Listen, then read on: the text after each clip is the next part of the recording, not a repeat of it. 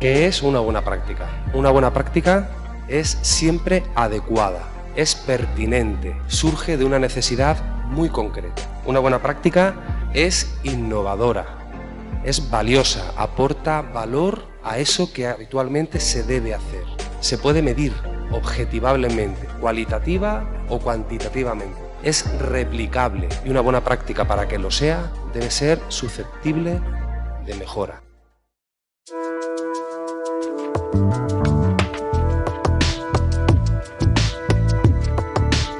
La Fundación DACER es una entidad sin ánimo de lucro que se dedica a trabajar con personas con daño cerebral para mejorar su calidad de vida y la de toda su familia y todo su entorno.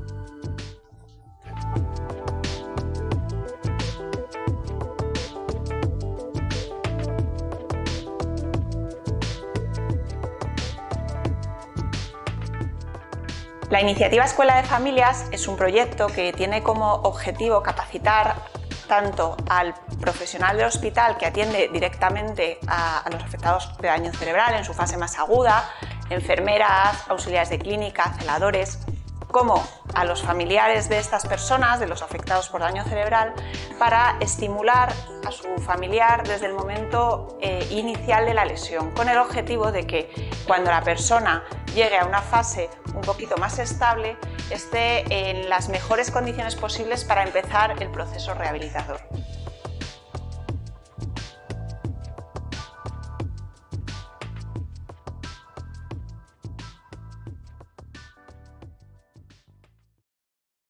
Hola, buenas tardes.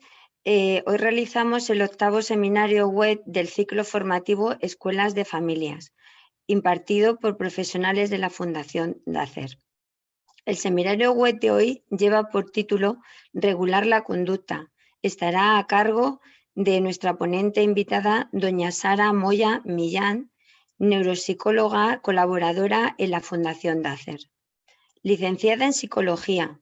Cuenta con un máster en neuropsicología cognitiva y con una amplia experiencia como ponente en jornadas y cursos de especialización en daño cerebral. Y les doy la bienvenida a un nuevo seminario web de las buenas prácticas. Que todos los disfrutemos y seamos todos bienvenidos. Sara, te damos paso para que empieces tu ponencia. Bienvenida. Gracias, muchas gracias, Antonia. Bueno, pues voy a empezar a compartir la presentación. Como ya ha dicho Antonia, si os surge cualquier duda, no tengáis ningún inconveniente en interrumpir y la vamos resolviendo según vayan surgiendo, que creo que es más fácil que contenerse hasta el final. Y bueno, yo voy a contar un poquito las dificultades a nivel neuropsicológico. Ya en un anterior seminario estuvimos hablando de la estimulación cognitiva y en esta ocasión pues vamos a centrarnos en lo que es el regular la conducta y conocer un poco las dificultades emocionales que surgen también en el daño cerebral. Como ya los que hayáis seguido un poco el ciclo, ¿no?, de webinarios, esta sería en esta parte la conducta casi la última, porque aún tenemos otro seminario más en el que vamos a integrar todos aquellos aspectos en los que hemos estimulado con actividades de la vida diaria, hospitalaria sobre todo. Entonces, pues es un poco seguir el orden de la estimulación necesaria en el paciente con daño cerebral agudo, hospitalizado. Entonces nos vamos a centrar en este caso en lo que es la conducta y las emociones. Bueno, pues las alteraciones emocionales y conductuales en el paciente con daño cerebral pueden surgir, tienen dos orígenes principalmente. Uno es la lesión neurológica propiamente dicha, que va a depender de la localización de la lesión.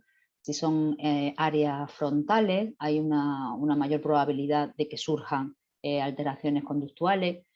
Y por otro lado también forma parte del proceso adaptativo de la persona según avanza la enfermedad y cómo pues, afecta el cambio en el que está viviendo, qué capacidades tiene de hacer frente a las dificultades con las que se encuentra en la vida. Este proceso adaptativo pues, va a tener diferentes fases y es muy probable que provoque en algún momento alguna alteración emocional o de conducta. Normalmente los que se producen por la lesión neurológica propiamente dicha se producen en la fase aguda, y estos que se deben, o sea, las mismas alteraciones pero debidas a un proceso adaptativo, suelen surgir a medida que avanza la enfermedad. Es decir, cuanto más consciente es la persona de todas las dificultades con las que se encuentra y probablemente se encuentre en el futuro, es más probable que surjan las dificultades frente a los primeros momentos. Bien, pues vamos a... Bueno, hay un gran abanico de alteraciones conductuales que se producen en el daño cerebral, pero nos vamos a centrar en las que consideramos más frecuentes o más relevantes, sobre todo en la fase hospitalaria. Por un lado tenemos la conciencia del déficit, la impulsividad, la irritabilidad y lo que es la desinhibición o una conducta social inapropiada. En esto nos vamos a centrar. Pero antes de meternos de lleno en lo que son las alteraciones propiamente dichas, vamos a ver los tipos de tratamiento que de forma general, ¿no? Y como pautas podemos adquirir para poner en marcha desde el ámbito hospitalario. Bueno, ante una dificultad en daño cerebral de alteración de conducta o emociones, normalmente se utiliza un tratamiento farmacológico, se produce una intervención del equipo multidisciplinar y una intervención neuropsicológica propiamente dicha, ¿no? Abordándolo por psicoterapia. Estos tres tipos de intervención, pues bueno, se me escaparía de las manos de lo que es esta charla, y lo que sí se puede hacer, pues de los profesionales de enfermería, de auxiliar de enfermería, celador, incluso cuidadores no informales, son estos dos puntos que son muy importantes. Por un lado estaría la educación y la información a la familia, y por otro lado estarían las técnicas de manejo del entorno. La formación y la información a la familia es algo esencial, porque explicar los síntomas habituales que se producen tras una lesión cerebral les calma mucho la ansiedad. O sea, saber te da una herramienta para hacer frente a todo lo que viene después. Cuando uno no tiene conocimiento de lo que está ocurriendo, lo que puede ocurrir, pues se sienta muy desprotegido. Entonces, contar los síntomas que son habituales, contar lo que puede ocurrir, es algo que les tranquiliza.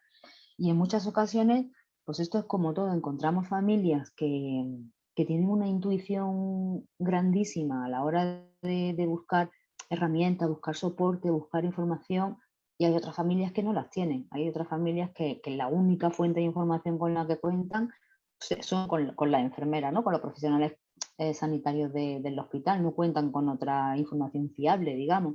Entonces, facilitar información de qué está ocurriendo de una manera pues somera, y sobre todo ofrecerle información de dónde pueden encontrar información escrita, en vídeo, y que sea fiable.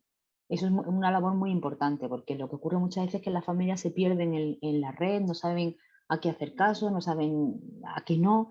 Entonces, bueno, marcarle unas pautas, de darle una referencia de una fundación, de una federación de daño cerebral, de una asociación de ictus concreto, puede ser muy, muy importante.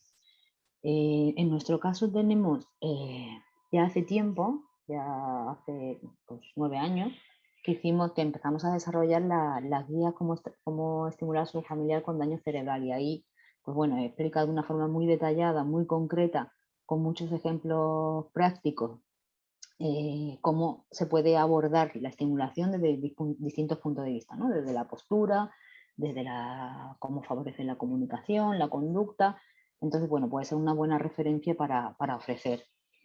Y recientemente, y como consecuencia del confinamiento que sufrimos por el COVID, y sobre todo del cierre del acceso a los hospitales, ¿no? Por parte de las personas externas, pues llevamos a cabo el formato de escuela de familias presencial que habitualmente hacíamos en hospitales, que es eso, informar a la familia de cómo pueden desarrollar y poner en práctica pautas de estimulación. Pues lo hemos desarrollado en un formato online. Entonces aquí se puede poner Escuela de Familias Online Fundación DACER y aparece. Y si queréis alguna información un poquito más detallada, os la ofrezco si tenemos tiempo luego. Entonces, dar información básica, fiable a la familia, va a ser el primer punto de nuestra propia intervención. Y luego hay otra cosa importante y es el manejo del entorno. O sea, hay veces que, y esto no le damos tanta importancia como tiene, pero tiene mucha importancia en lo que son las alteraciones conductuales que se puedan producir. Uno de los puntos sería evitar la sobreestimulación. O sea, en el ambiente hospitalario ya de hecho, o sea, de base, es un ambiente pues, con muchos ruidos, con muchas entradas y salidas de personas, o sea, un ambiente cargado de estímulos. Entonces, todo lo que podamos evitar, por ejemplo, apagar la tele si nos está viendo, pedir a la familia que gestione las visitas y que accedan de uno en uno, y no sobrecargar demasiado la habitación con cosas, todo eso, o sea, hace que el ambiente esté más tranquilo y que contribuya, ¿no?, a tener un entorno más amigable. Por otro lado, el que el ambiente esté organizado y estructurado da mucha confianza y familiaridad al paciente. Es decir, si tiene dificultades de atención o dificultades de memoria y sabe que siempre tiene las gafas para leer en la mesita, a más su mano derecha, pues si siempre están ahí y eso está bien organizado, pues eso le va a dar tranquilidad y va a evitar, ¿no?, pues que ande buscando, preguntando, enfadándose por las gafas. Por otro lado, las actividades programadas, sí que en el hospital la vida diaria, digamos, está muy estructurada porque hay un horario para la comida, para el desayuno, hay una comida para la visita, un horario para la visita del médico, un horario para la comida, por fin. Entonces está todo muy estructurado, pero aún lo podemos estructurar más. O sea, es muy importante, y lo veremos más adelante, el crear una rutina estable dentro del hospital, es decir, que se levante todos los días, que se trabaje, por ejemplo, la orientación, diciendo qué día es, dónde nos encontramos, una serie de preguntas, que se lave la cara. O sea, si cuanto más programemos la estancia en el hospital, más le vamos a ayudar a organizar cognitivamente y su conducta. Y por último, pues cabe la posibilidad de personalizar la habitación. O sea, si a la persona le da confianza y tranquilidad traer la almohada de su casa o un cojín o una fotografía y eso lo calma, lo mantiene tranquilo, si es una persona, por ejemplo, irritable, pues tendremos que tener en cuenta ese tipo de aspectos para favorecerlo. Vale, eso es en cuanto a las pautas generales. Ahora vamos a entrar en detalle de cuáles son las alteraciones conductuales más frecuentes.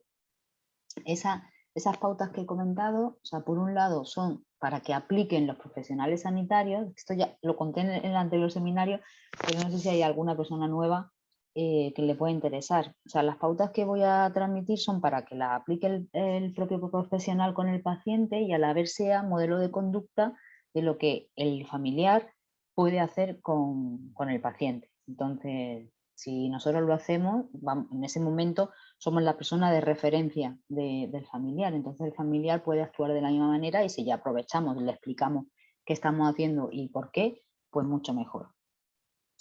Bien, pues una de las principales alteraciones conductuales en el daño cerebral es la conciencia del déficit o la anosognosia.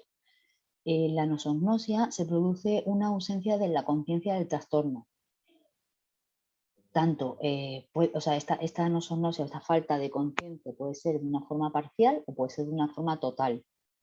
Cuando es de una forma total, pues no se tiene conciencia ni del grado de alteración ni de las implicaciones que esa alteración puede tener en la vida diaria de una persona. Por ejemplo, si yo tengo una ausencia completa de conocimiento de mi conciencia del déficit, lo más probable es que no entienda por qué no me dejan conducir. Cuando en realidad, si tengo unos problemas de atención que son grandísimos, además tengo en mi negligencia, tengo una serie de problemas visoperceptivos o problemas de memoria, está claro que no puedo conducir, pero si no soy consciente de que tengo esas dificultades y que además esas dificultades son esenciales para conducir, pues entonces vamos a entrar ahí en un conflicto en ocasiones muy complejo porque es difícil de entender para el paciente por qué no puede hacer algo cuando los profesionales y la familia sabemos que no puede hacerlo, ¿no? esa disyuntiva, ¿no?, repercute directamente en el comportamiento del paciente. Es decir, hay veces que vamos a tener que si corre un peligro la conducta que puede hacer, la vamos a tener que eliminar. Es decir, si no entiende que no puede o no es consciente de que debido a sus dificultades no puede conducir, pues tendremos que esconder las llaves del coche, por ejemplo.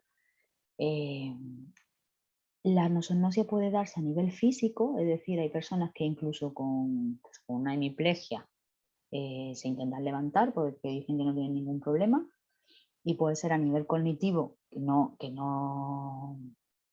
sean conscientes del grado de dificultad que tienen, pues por ejemplo, en planificar, en organizar, en cosas, ¿no?, más sutiles, o puede ser también conductual, es decir, que no sean conscientes de que son impulsivos, por ejemplo, y que comen de una manera impulsiva.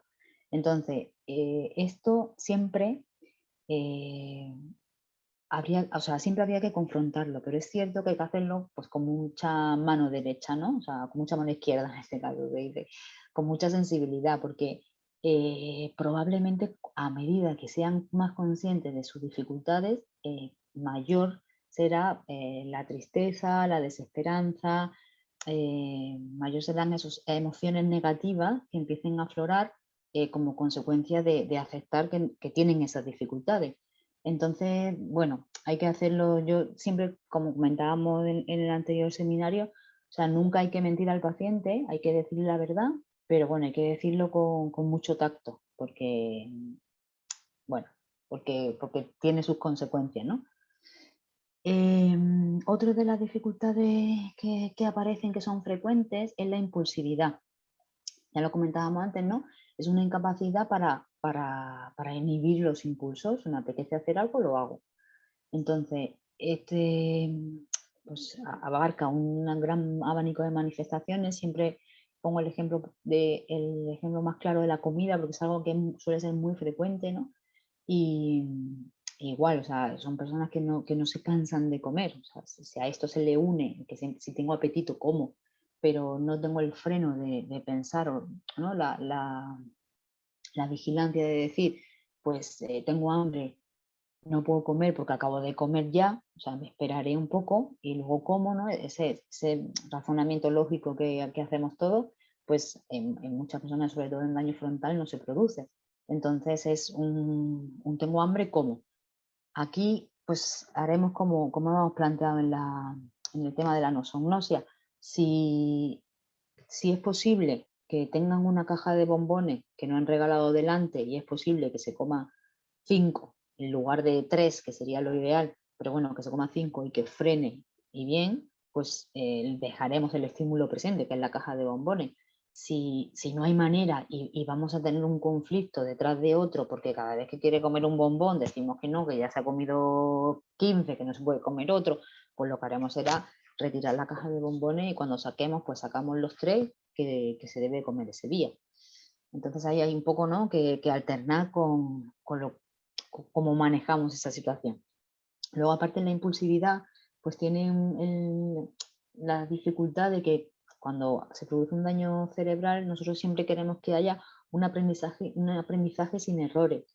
Es decir, que el aprendizaje sea más lento o más rápido, da igual, pero que se produzca sin errores, porque el cerebro al final necesita pues reconectarse y encontrar las vías adecuadas de plasticidad, ¿no? Y no queremos enseñarle de modo erróneo. Y estas personas son muy tendentes a hacerlo equivocarse, cuando eso es importante, pues, no sé, en la simple tarea de ponerse un calcetín. O sea, es preferible que paremos y le guiemos a cómo se debe de poner un calcetín, a que se lo ponga mal, se lo quite, se lo ponga mal. Ese tipo de cosas hay que cuidarlas. Por otro lado, tenemos otra de las alteraciones que producen, pues eso, pueden llegar a producir mala convivencia, ¿no?, es la irritabilidad. Y es que Sara, ¿sí? Disculpa un momento, volviendo al anterior, en lo referente a los errores, no sé muy bien a qué te refieres, y también a la aparición de compensaciones o o cosas así, o simplemente lo que decías, a poner mal un calcetín y como no está bien puesto tener que repetir la tarea. No, también, o sea, el tipo de, o sea, uno de los errores que sería una compensación, por ejemplo, física. O sea, sería lo que tendríamos que tratar de evitar. Puede ser cualquier tipo de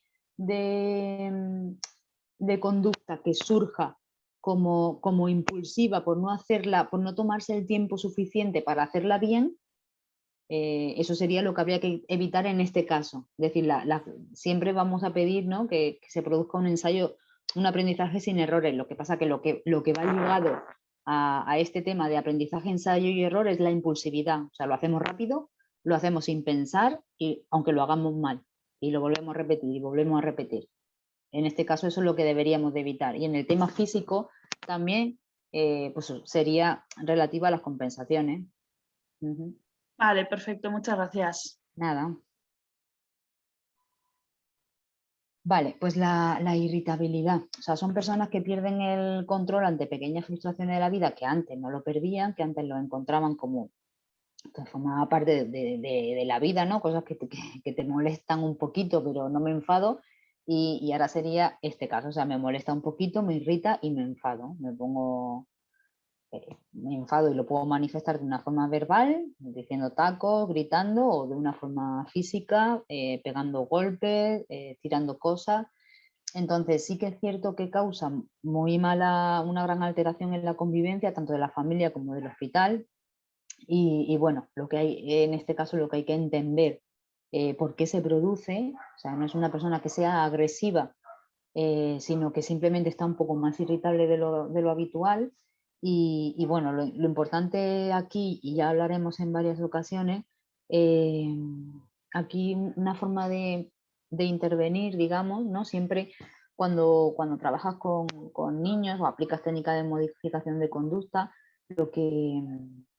lo que tratas de hacer cuando no quieres que se repita una conducta es ignorarla. No le prestas atención, ignora esa conducta y espera que poco a poco se extinga, porque en el momento que le prestas atención ya estás reforzando la atención sobre eso. Pero claro, aquí ocurre también que no queremos, o sea, ya hemos dicho que queremos un aprendizaje sin error. Queremos que la persona adopte hábitos de conducta tan saludables como hábitos cognitivos, a que vayan siempre sin error. Entonces, yo en este caso siempre lo que digo, daremos una oportunidad o si la conducta no es muy fuerte, ¿no?, o muy disruptiva. Si ha tenido un mal gesto, un mal modo, vamos a hacerlo la primera vez, ignorarlo. Vamos a tratar de ignorarlo, de dejarlo pasar y ya está. Y vemos qué pasa. Si la conducta se repite, entonces ahí tenemos que ser firmes, tenemos que ser contundentes y tenemos que decir que eso no se puede repetir. Entonces es un poco eso, jugar con lo que en teoría es mejor para extinguir la conducta, pero tener en cuenta que son personas con daño cerebral, que puede que en ese sentido no funcione esta regla, y es mucho más importante que aprendan sin errores a que entren en vicio y en patologías que luego son muy difíciles de revertir. Y por supuesto no entran nunca en su juego, es decir, sí, vamos a tener en cuenta que es un paciente que tiene sus dificultades y no nos lo vamos a tomar como algo personal. Y otra de las alteraciones conductuales frecuentes es la desinhibición y la conducta social inapropiada. Aquí ocurre un poco algo similar como en el proceso, ¿no?, que ocurría con la impulsividad. O sea, la represión y el control de los impulsos está libre, no tienen filtro. O sea, digamos que la zona responsable de frenar, de poner el freno a lo que yo pienso, me gustaría decir, pero las normas de conducta, porque vivimos en sociedad, me dicen que no lo puedo decir, pues ese filtro o ese freno está roto. Y es así, o sea, lo pienso y lo digo. Y hay veces pues que eso ocurre, por ejemplo, pues que con los tacos, hay familias que dicen, pues si mi madre no ha dicho un taco nunca jamás en la vida y ahora está que no para de decir tacos, o que está te dice cualquier cosa como muy picantona, y es eso, que no monitoriza su conducta, entonces lo que piensa lo dice. Esto ocurre también frecuentemente con la desinhibición sexual.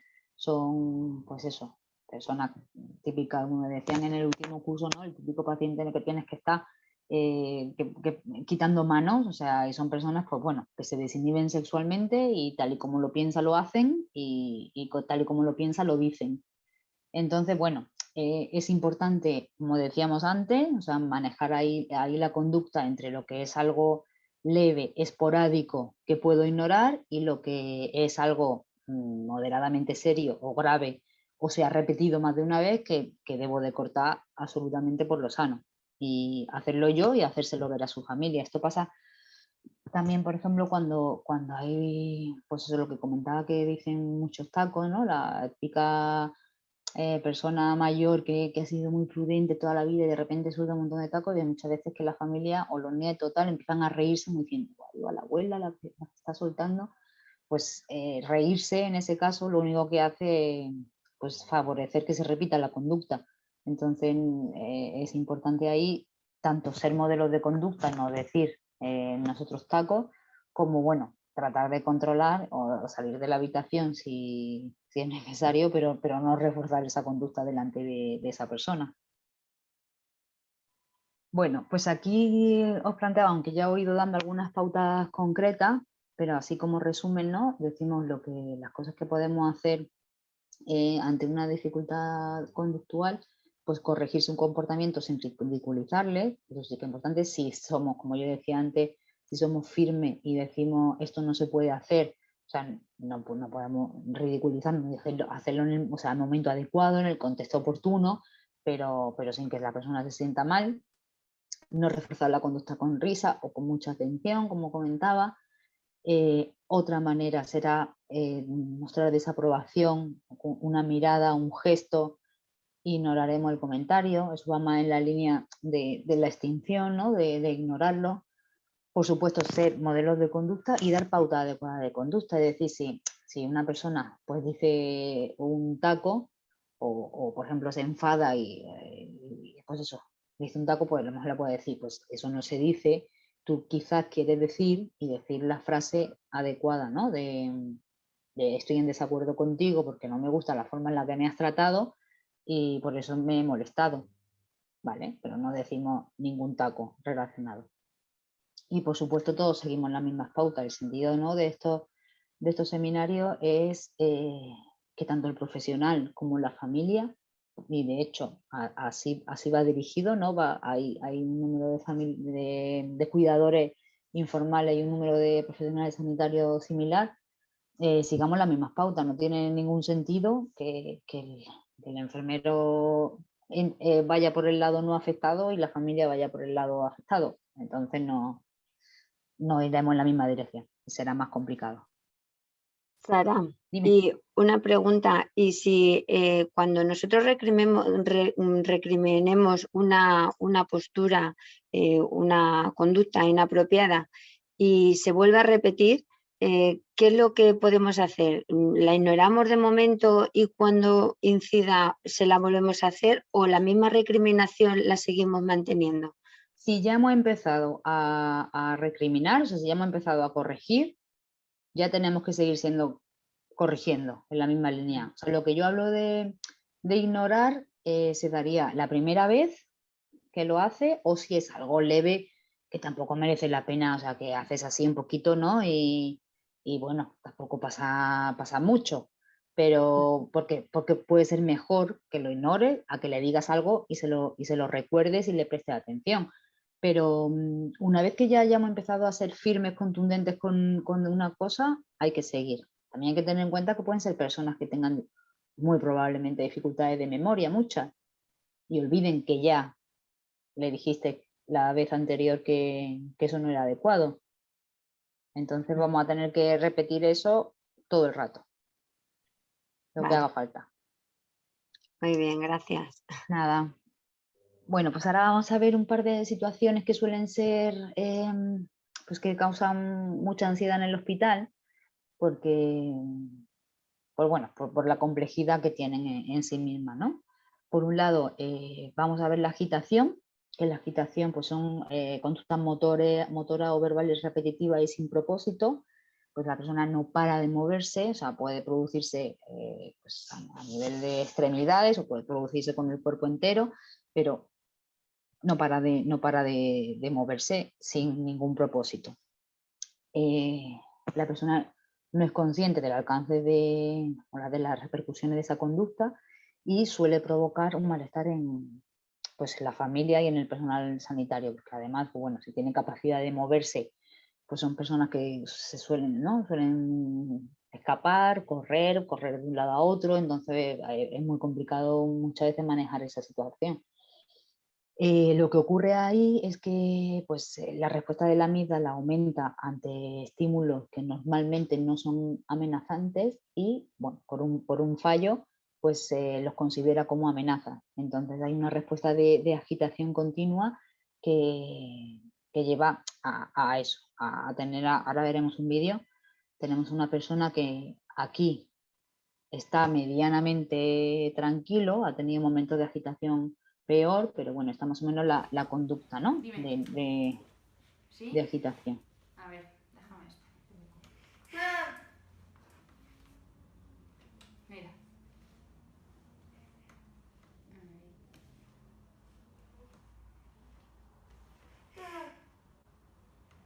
Ese brazo le mueve peor. Sí.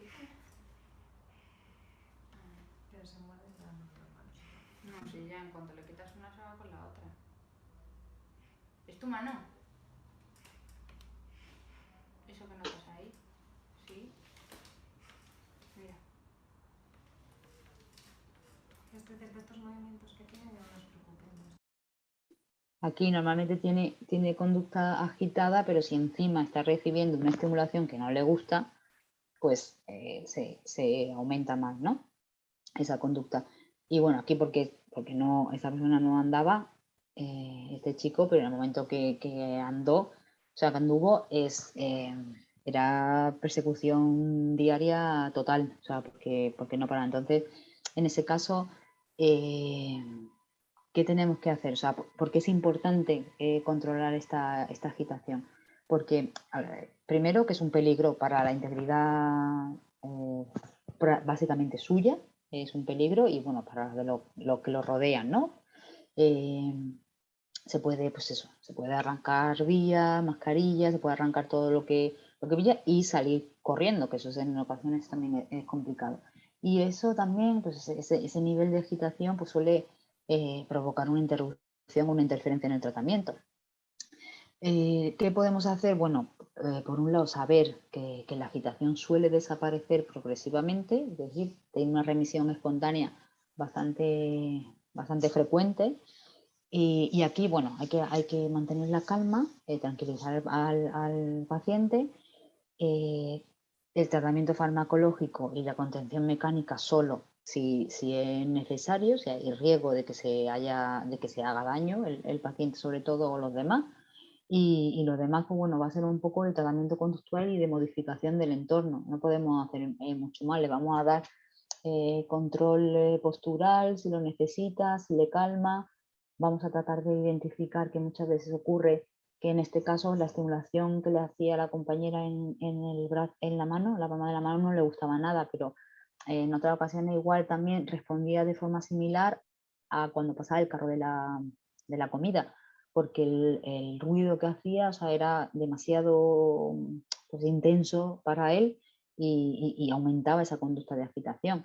Entonces, bueno, una de las cosas sería tratar de identificar qué es lo que está provocando que se produzca esa agitación y tratar de disminuirla. Bueno, en el momento que pase el carro, llevarlo al cuarto de baño, si no podemos frenar el carro, o en fin, o sea, hay muchas opciones. Una vez que se identifica qué es lo que aumenta la agitación, hay muchas opciones para tratar de aminorarlo. Vale, y otra de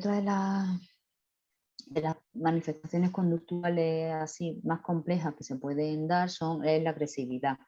La agresividad puede ser tanto por expresiones físicas como por expresiones verbales. Y todo dentro, claro, de la capacidad que tenga el paciente. Si el paciente no tiene alcance con la mano, pues va a intentar a lo mejor darte, pero no puede. Pero si tiene capacidad o tiene fuerza o tiene un rango de movimiento suficiente, pues va a ser una agresión, ¿no? Física. Sí que hay que tener en cuenta pues, que es algo neurológico, que no es algo, y esto muchas veces cuesta asimilarlo, que no es algo personal, que suele ser daño frontal y suelen ser, aunque suelen ser imprevisibles, son estallidos de agresividad, pero normalmente siempre tiene un estímulo que ha desencadenado pues esa conducta. A veces identificamos el estímulo y a veces no. Y lo que también ocurre es que antes de que se produzca el episodio de agresividad suele haber como unas pistas corporales, unas manifestaciones. Vamos viendo que la persona se va poniendo rígida, que le cambia la expresión de la cara.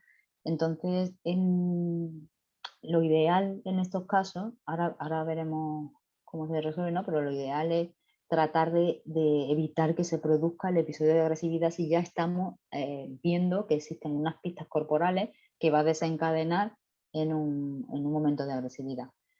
Ahora vamos a ver, en esta presentación, como veis, no tengo muchos vídeos, solo tengo un par de ellos o tres, porque no es fácil grabar a una persona pues cuando se siente deprimido o apático o está impulsivo, o sea, entonces tenemos algunos vídeos, pues sí que hemos seleccionado algunos que tenemos importante verlo. Aquí vemos cómo la persona entra, va entrando poco a poco y con un estímulo concreto en un episodio de agresividad, y en la siguiente diapositiva vamos a ver cómo se resuelve.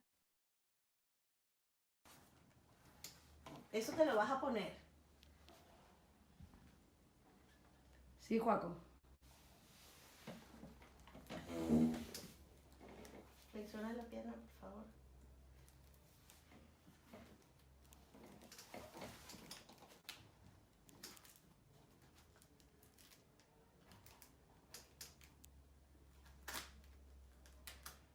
Joaquín, ponte eso, anda.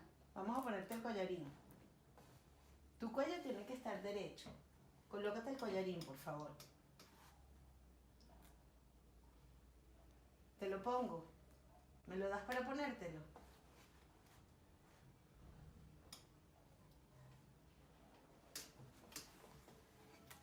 Joaco, venga. Vamos a ponerte el collarín. Dámelo. Sí, déjalo. Dámelo. Dámelo para ponértelo. Dámelo para ponértelo, que te lo tengo que colocar. Venga, Joaco, dáselo. Oye, dame el collarín que te lo tengo que poner. ¿Estás molesto? ¿No quieres ponerte el collarín? ¿No? ¿No quieres? Entonces pon tu cuello derecho. Tienes que trabajar porque o tienes el cuello derecho o yo te coloco el collarín.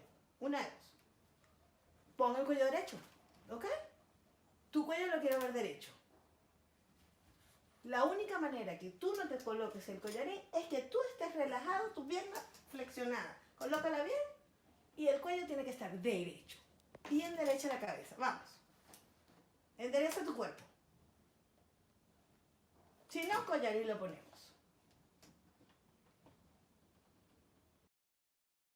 Vale, pues ahí vemos efectivamente cómo las pistas corporales, ¿no?, iban indicando que venía el estallido, y en este caso concretamente pues él no se quiere poner el collarín, y ese es el estímulo desencadenante, ¿no?, de este episodio que tiene un alcance, tiene todo el alcance que él puede hacer, pero si pudiera tener mayor movimiento, pues sería más agresivo el movimiento. Entonces, aquí, ¿qué podemos hacer? Pues sobre todo, o sea, si hay riesgo de daño, ¿no?, pues proteger al paciente y protegernos a nosotros. Permanecer calmados, porque cualquier tipo de movimiento, de aspaviento que hagamos, de elevar la voz, todo eso, lo único que va a hacer es complicar la situación. En el momento del pico de la agresividad, o sea, cuando está justo arriba, no tiene mucho sentido tratar de razonar, porque ahí no hay un momento de escucha. O sea, la persona ni va a escuchar, sí va a escuchar, pero no va a procesar lo que le decimos. Entonces es conveniente que baje el nivel de, pues ese nivel que se ha formado, ¿no?, de ansiedad, de agresividad, y una vez que esté abajo, tratar de dialogar con él y razonar. Si hay algo que no sabemos, que no hemos detectado que sea el causante del estallido de agresividad, igual que veíamos con la agitación, pues sería importante prestar atención para ver si lo detectamos y poder modularlo de alguna manera o eliminarlo para que no se produzca. Entonces vamos a ver aquí cómo esta persona ofrece una alternativa a lo que realmente le incomoda y a lo que está manifestando seriamente que no quiere hacer, que es ponerse el collarín, y vemos cómo lo resuelve. Te ayudo a colocar tu pie aquí. Te voy a poner esto y vamos a colocar cada cosa en su lugar. Esto por aquí. Muy bien, Joaquín. Flexiona tu pierna, por favor. Vamos a flexionar esta piernita. Vamos a ponerte esto bien. Vamos a enderezar la cabeza. Tenemos que enderezar esto. Este pie tiene que estar aquí, ¿ok? ¿Sí? ¿Sí, guapo? ¿Sí? ¿Sí? Yo entiendo que no quieres tener nada de esto, guapo. Pero tenemos que controlarlo. No podemos ni golpear las cosas ni tirarlas. ¿Sí? ¿Me entiendes lo que te estoy diciendo? Sí, ¿verdad? ¿Me lo puedes decir? Sí. ¿Sí? Sí, muy bien, Joaquín. No te coloco el collarín. ¿Tú vas a enderezar tu cuello? Sí. Sí, ok, dame el collarín en la mano, en la mano. Gracias, suéltalo. Suéltalo que yo lo voy a guardar. Muy bien, yo lo voy a guardar. Ahora tú vas a enderezar tu cuello. Aquí. Muy bien, Joaquín. Esta mano, vas a abrir los dedos. Relaja. Está muy tenso. Vale, pues vemos cómo resuelve fenomenal la situación y a la vez también le pide, no sé si se aprecia, o sea, cuando le pide la vocalización de sí, sí, que le está dando el modelo, se produce una vocalización en el leve movimiento de labios que indica que lo ha intentado, que lo está intentando producir y la verdad que es asombroso el manejo aquí del paciente. Bien, pues hasta aquí hemos visto las alteraciones conductuales. Ahora vamos a dar una pequeña y breve pincelada de lo que serían las alteraciones emocionales más frecuentes, una cosita muy, muy breve y con eso terminamos. Pero creo que es esencial porque muchas veces van de la mano, la alteración conductual de la emocional. Bueno, lo que vamos a ver es, por un lado, el miedo, la apatía, el bajo estado de ánimo y la labilidad emocional. El miedo, bueno, pues tener miedo es normal, ¿no? De hecho es una emoción normal, razonable, o sea, tener miedo a diferentes circunstancias que son amenazantes o que provocan daño es normal. Y bueno, aquí surge como producto de la indefensión, pues porque ayer estaba llevando a los niños al colegio y hoy ha tenido un accidente o ha tenido un ictus y está en la cama. Entonces, es lógico tenerlo, pero pues todo en su justa medida. O sea, no se puede vivir con miedo y el miedo puede frenar el proceso rehabilitador. Si yo tengo miedo a ponerme de pie, tengo un miedo a que me vuelva a pasar otra cosa, que no soy capaz de razonar, de pensar, pues eso no va a ayudar. Muchas veces, y sobre todo en las fases agudas en las que están hospitalizados, el trabajo hay que hacerlo más con la familia. O sea, la familia tiene más miedo, porque al final ha sido observador en primer plano de todo lo que ha ocurrido cuando el paciente no tiene conciencia casi ninguna de lo ha ocurrido y no ha sufrido por su muerte o por las secuelas. Entonces, muchas veces es más frecuente que la intervención la hagamos en la familia en ese momento. Si encontramos, o sea, pues algún caso pues, que sea un miedo, ¿no? que salga fuera de lo normal, pues sí que sería recomendable que se afronte la situación con especialistas. Pero vamos, tener miedo en esta fase es normal. Por otro lado está la apatía. La apatía es una disminución de la falta de motivación del paciente por realizar cosas puede haber una apatía que sea a nivel de conducta, que no tenga iniciativa por hacer nada. Puede ocurrir a nivel emocional, que es lo que se llama un aplanamiento afectivo, casi no siente emociones ni positivas ni negativas, o puede ser en el ámbito cognitivo, que pues haya una ausencia de ganas, de falta de motivación por aprender y por querer hacer cosas, ¿no? Entonces puede afectar a todas las esferas de la vida, la apatía. La apatía es una alteración que es muy difícil de entender por los demás, porque pues la familia lo suelen confundir con desinterés, con desgana, con vagueza, y al principio muchas veces sí que te dice, no, pues yo lo entiendo, que es falta de daño de la lesión neurológica, pero a lo mejor cuando van pasando los meses empiezan ya a decir, pues es que no lo entiendo, pero es que no tiene interés. Entonces ya como que cambia, porque realmente la apatía es algo que, que cuesta mucho trabajo superar. O sea, hace falta muchas sesiones y un trabajo muy duro para superar la apatía.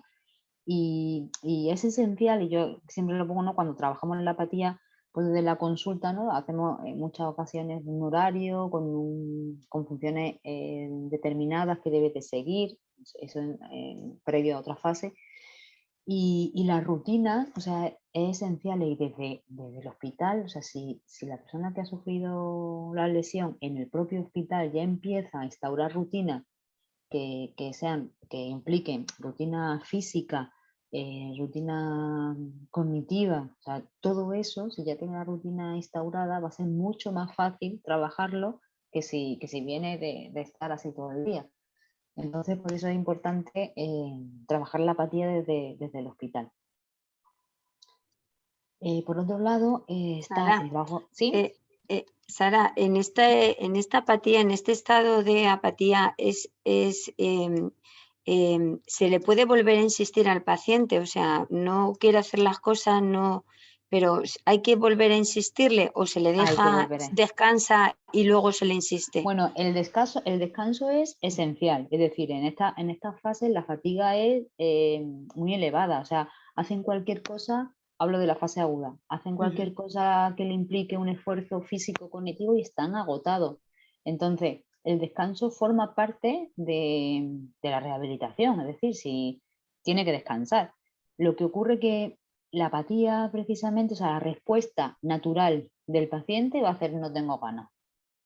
Esa es la respuesta estrella, o sea, no tengo ganas. Y con eso contamos. O sea, y es cierto que si está cansado, no puede, digamos, de cierta manera, obligarle a que lo haga, pero si sabes que tiene programado su periodo de descanso y que ya está descansando, hay que animarlo muy fuertemente a que lo haga. Lo que sea, un poquito. O sea, no podemos tampoco pedir grandes cosas, pero un poquito.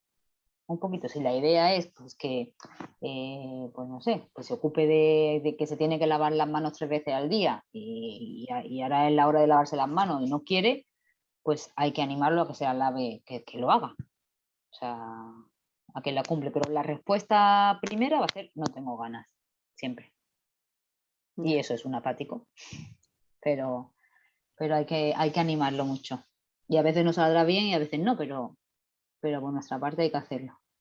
Claro, es que este es un detalle importante en hospitalización. ¿Por qué? Porque vamos, hablamos, le decimos y no quiero, o sea, dice no quiero, y entonces nosotros nos quedamos, bueno, si no quieres, pues ya está. Ya. Entonces, muchas veces no se sabe, se insiste o se deja ahí un tiempo y luego vuelves y reincides, y claro, también ante la negativa y tu insistencia, y si el familiar a veces también le pilla, porque esto es un cansancio físico y psíquico para el familiar. Entonces, si le pilla también un poco, pues el profesional se queda ahí un poco como que, bueno, no lo quiere hacer, pues bueno, que no lo haga, pero hay que hacer la cosa correcta. Sí, no, pero es que en realidad, o sea, no, tampoco tenéis mucho margen de... O sea, yo pues como psicóloga, ¿no? Muchas veces, o sea, si tú le planteas algo al paciente o el fisioterapeuta, o sea, el fisioterapeuta todavía le puedo coger el pie y ponerlo, pero los psicólogos, o sea, si no quieres hacer esto que te estoy planteando, pues ¿qué más puedo hacer yo? O sea, yo te lo voy a repetir, te voy a explicar todos los beneficios, te voy a explicar las consecuencias de si no lo haces, te voy a motivar para que lo hagas, o sea, te lo pongo todo precioso, pero al final, en última instancia, si no quiere, pues es que no. Pero bueno, sí que es cierto que no, o sea, que sí que podemos desplegar nuestros encantos para tratar de que lo haga, o sea, no, a lo mejor no desistir a la primera, sino luego volver a decirlo alguna vez más. Alguno te dirá, ya está la pesada esta que viene otra vez a decirme esto, pero bueno, corremos ese riesgo. Muy bien, gracias. Nada. Y nada, o sea, esto, lo que os comentaba, el bajo estado de ánimo, ¿no? Que es normal y se puede producir, como veíamos al principio, por procesos puramente neurofisiológicos o bioquímicos que se producen tras el daño cerebral o por la aceptación de los cambios, que suele ocurrir más tarde. Y sí que pues la alteración de depresión o de ansiedad tiene una alta prevalencia en los trastornos del estado de, o sea, en lo que como trastorno del estado de ánimo después de un daño cerebral. Entonces es muy frecuente que ocurra. Aquí la animaremos, o sea, comentaremos con el médico si vemos que son casos graves para que pueda pautar alguna medicación, si él lo considera o ella lo considera necesario. Y ante sentimientos de desesperanza o verbalizaciones extremas, pues bueno, consultar a psiquiatría urgentemente, porque hay que también, no suele haber un alto índice de suicidio en esta fase asociada a esta patología, pero siempre hay que tenerlo en cuenta. Y por último, pues hablar de la labilidad emocional también, porque bueno, es algo que suele ser desconocido y también cuando se produce preocupa a la familia. Y bueno, la labilidad emocional es una falta del control emocional, es decir, no hay un ajuste adecuado emocional ante estímulos que deben de provocarte o que suelen provocar una respuesta y no otra. Entonces hay unas reacciones desproporcionadas. Puede salir risa, llanto, pasar repentinamente del llanto a la risa o viceversa. Y incluso, como veremos ahora en el vídeo, ¿no? Ante una situación triste o desagradable o negativa, responder con una sonrisa. Es ese el desajuste de que hablaba. Y bueno, está socialmente poco comprendido porque no se entiende muy bien por qué ante algo triste una persona se ríe, ¿no? O al contrario. Y aquí, bueno, lo importante es saber que es un síntoma clínico, que es frecuente y explicarlo que es así. Y se trabajará. Vamos a ver aquí un vídeo. No lo sé, lo has comprobado tú. Leti, ¿estás enfadada? ¿Y por qué estás enfadada? Porque se me había la escuela. ¿Y eso es una cara de enfado? ¿Eh? Pregunto.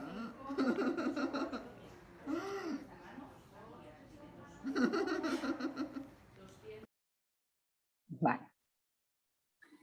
Bueno, pues como último, ¿no? Pues hacer un poquito el ejercicio de empatía, ¿no? Que el hecho de sentirse indefenso, desorientado, que todo escapa a tu control, pues puede provocar ansiedad y conductas defensivas, como puede ser la agresividad, que por nuestra parte, o sea, es esencial permanecer calmado, flexible y empático en los momentos duros o extremos. Otra cosa importante es que debemos de centrar cuando tenemos a una persona con unas conductas disruptivas muy frecuentes, pues bueno, es importante que también centremos la atención en los puntos fuertes y no solamente en esa conducta disruptiva. Si es una persona amable, si es una persona educada, pero en momentos que ya lo cubren todo, o sea, esa conducta disruptiva de agresividad o de desinhibición o que lo enmascara, pues bueno, tener siempre en cuenta y reforzarle las cosas positivas que tiene o que hace. No solamente, y tratando de prestar menos atención a la disruptiva. Tener en cuenta que la familia, como decíamos, es un pilar fundamental en la estimulación. O sea, nosotros podemos hacer fuerza, pero si nos buscamos un aliado en la familia, pues la fuerza que haremos será mayor. Y bueno, nunca perder de vista que al final la persona y la familia pues están por encima del paciente y cada uno tiene su historia, su vida y sus dificultades. Y nada más, hasta aquí, creo que voy en tiempo. A ver, pues sí, muy bien. Pues Sara, La verdad es que muy interesante nos ha parecido la ponencia y de verdad que qué importante y cómo puede el personal sanitario aportar a este tipo de pacientes y a la familia, ¿eh? O sea Sí. que es súper Sí, que muchas importante. veces, exactamente, conocer qué está pasando y tener unas leves nociones de cómo poder actuar, o sea, evitamos un problema muchísimo mayor. Pues sí, y mucha medicación, ¿eh? También te lo digo. Claro, también. Porque también. el explicar y el que estén tranquilos, el confiar, porque al fin y al cabo no están en casa solos, están en un hospital que están para que les ayuden. Y a veces Claro. se sienten sin esa ayuda tan imprescindible a nivel psicológico que la verdad es que tenemos un papel muy importante. Pues seguimos aprendiendo con vosotros. Muchas gracias. Muchísimas gracias por vuestra aportación, de verdad. Y bueno, ya para finalizar, pues solamente nos queda recordarles que el siguiente seminario web se desarrollará el día 16 de diciembre, donde se hablará sobre integrar las actividades de la vida diaria para mejorar. Como siempre, pues se pueden inscribir en la página web de las buenas prácticas para participar en este tipo de seminarios. Gracias por su asistencia y participación y le invitamos a que nos sigan acompañando en próximos seminarios web. Muchísimas gracias y buenas tardes.